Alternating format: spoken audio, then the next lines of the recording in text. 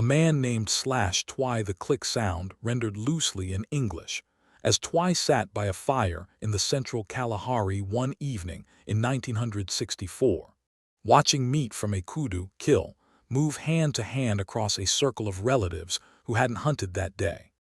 He had not asked for help finding food in weeks. He didn't need to.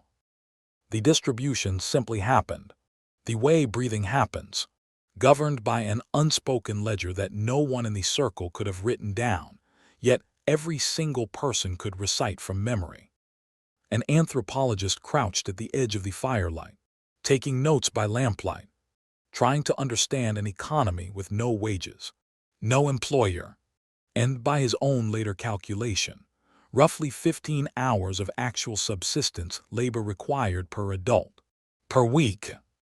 The rest of the time belonged to nobody. That 15-hour figure would eventually detonate a long-held assumption sitting at the foundation of modern economic thought. The assumption was simple and almost universally believed, that before agriculture, before money, before anything resembling salary, human life was a desperate, grinding scramble for survival, nasty, brutish, and short, to borrow the phrase, difficult enough that nobody had time to ask whether the arrangement made sense, because every waking hour went toward staying alive. This was the story civilization told about its own necessity. Wages, hierarchies, fixed work schedules, all of it justified as the price of escaping a harsher, more desperate past. The anthropologist by that Kalahari fire was Richard Borsche Lee, and his field work among the Jew/Honsi, commonly called the Kung San, produced numbers that didn't just complicate the story. They inverted it.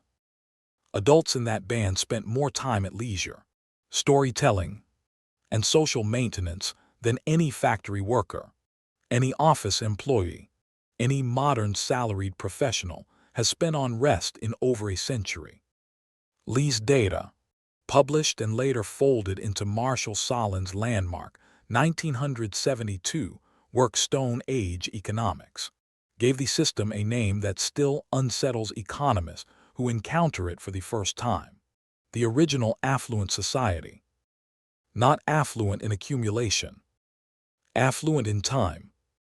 This is the invisible architecture polite economic history prefers to skip past quickly.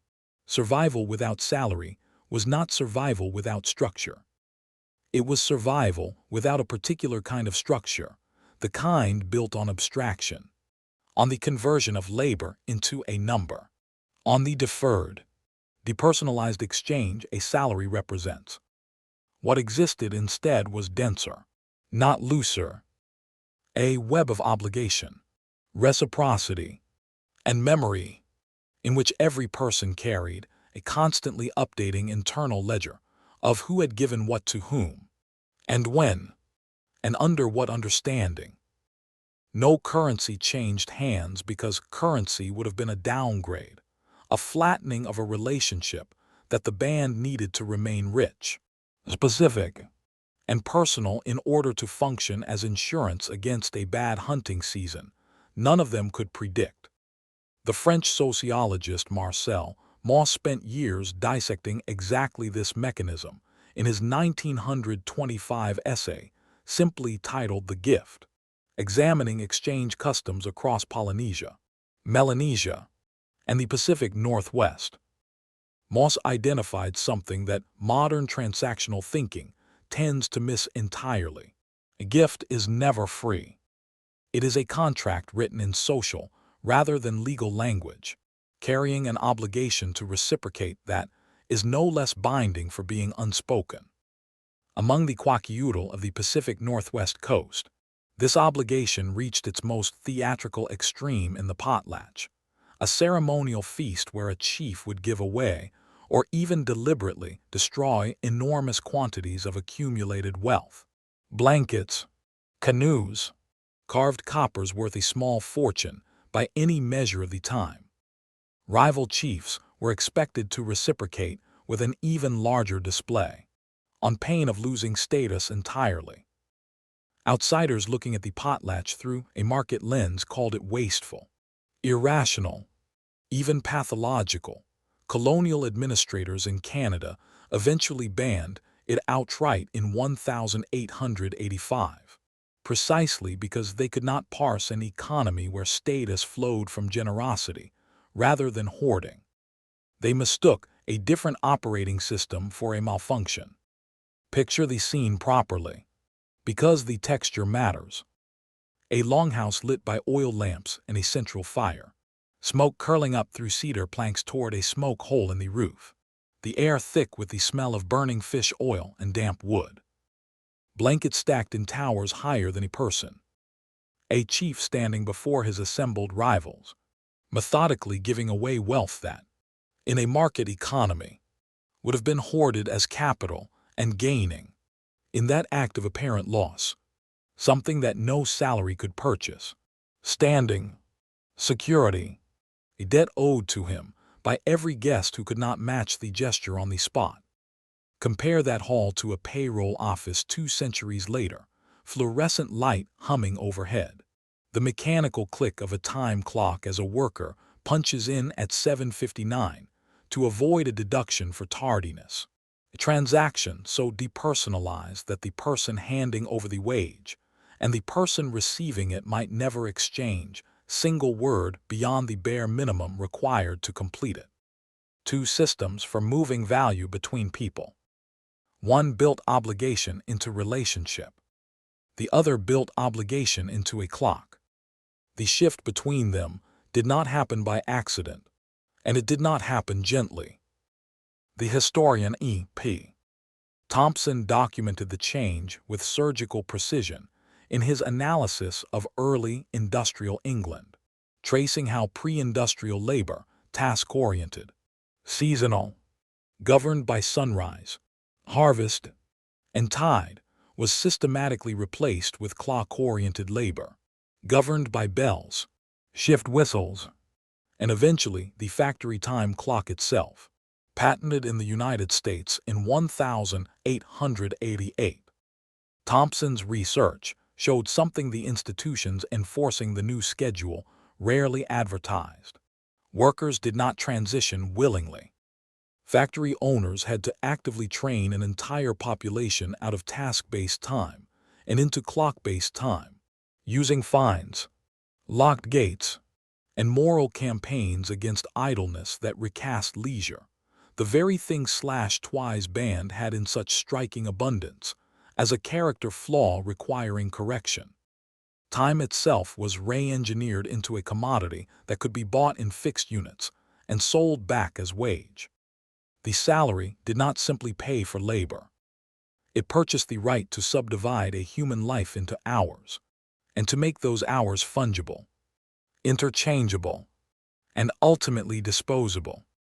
This is where the anthropologist David Graeber's research adds the final structural piece, and where the story gets genuinely uncomfortable for anyone who has absorbed the standard economics textbook account of money's origin.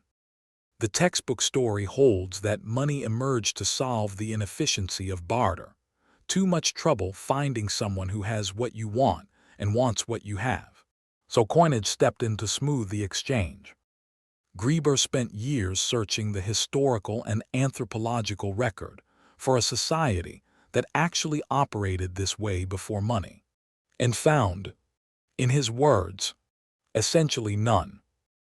What he found instead, across Mesopotamia, medieval Ireland, and dozens of other documented economies, were elaborate systems of credit, memory, and social debt, IOUs tracked not in coin but in relationship, settled not immediately but across years, sometimes across generations.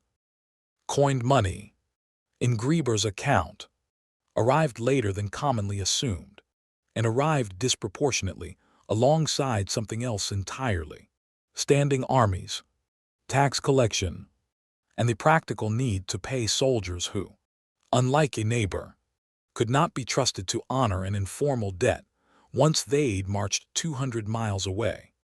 Money, In other words, was substantially a technology for managing strangers, for extracting value from people you had no ongoing relationship with and no intention of building one. The salary is the direct descendant of that same technology, refined over centuries into something so normalized that questioning it now sounds almost childish. Pause here is the turn, the place where the comfortable assumption breaks. The story modern life tells about the salary is that it represents security, a known quantity, arriving reliably, protecting a person from the chaos and uncertainty that supposedly defined pre-salary existence. But Twee's band, and the Kwakiutl chief, and the credit-based economies Grieber documented, were not living in chaos. They were living inside redundant, overlapping systems of obligation that made any single point of failure survivable, because no one person's misfortune was ever carried alone. A bad hunt meant relying on the band's memory of past generosity. A bad harvest meant calling in an old debt, owed not to a bank but to a cousin. The salary, by contrast, replaces dozens of overlapping social safety nets with exactly one, a single employer, a single paycheck, a single point of failure that, if severed, leaves the recipient with nothing the old systems would have automatically supplied. No obligation network, no standing credit with neighbors, no chief who owes a debt of status. Modern salaried life did not eliminate precarity. It concentrated it, and then sold the concentration back as stability. Consider what that concentration actually costs, measured the way it would have been measured in a gift economy rather than a market one. The average American household entering 2026 carries consumer debt obligations stretched across a single, fragile income stream, with limited reciprocal relationships standing behind it if that stream interrupts.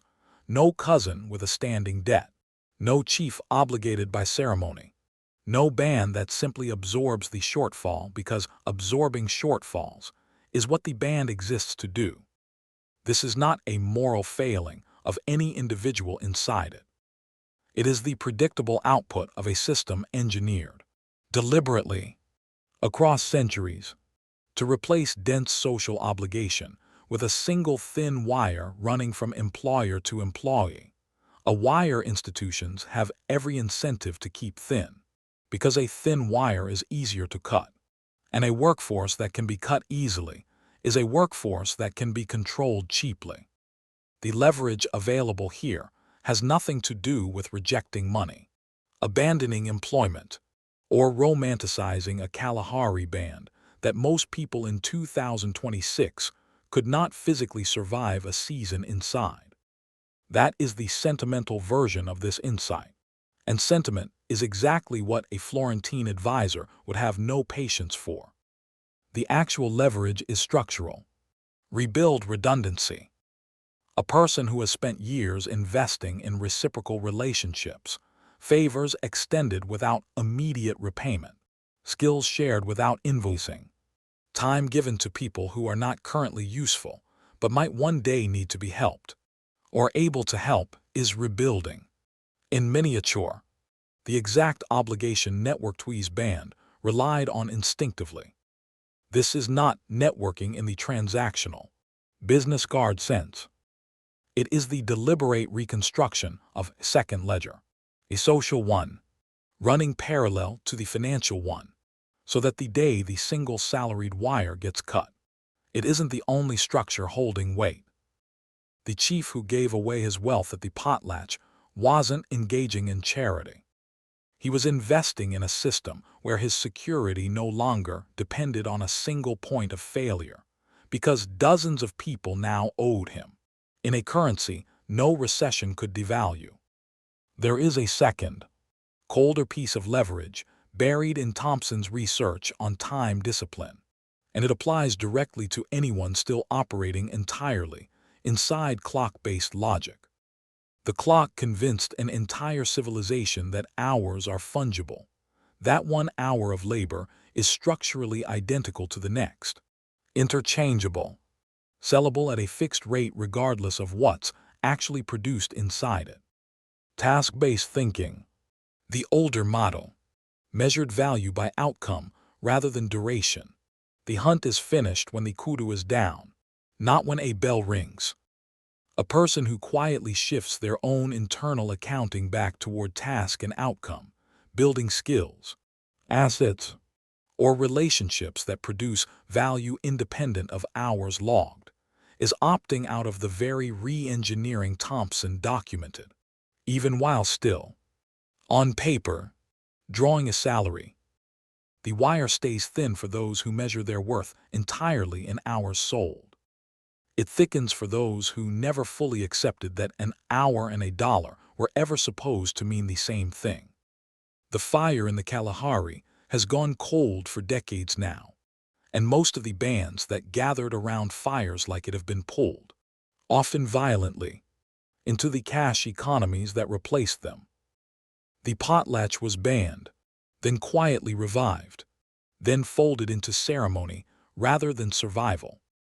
The time clock still hangs in factories, even as software has made the physical machine almost obsolete, replaced by something subtler that tracks the same hours with none of the visible mechanism. What hasn't changed, across every one of those centuries, is the underlying choice every person inside a system still makes without realizing it, whether to let a single wire carry the entire weight of their security, or whether to do what every human society before the salary understood instinctively, that the only real insurance against an uncertain world was never the size of the paycheck. It was the number of people who owed you something, and the number of people you owed in return.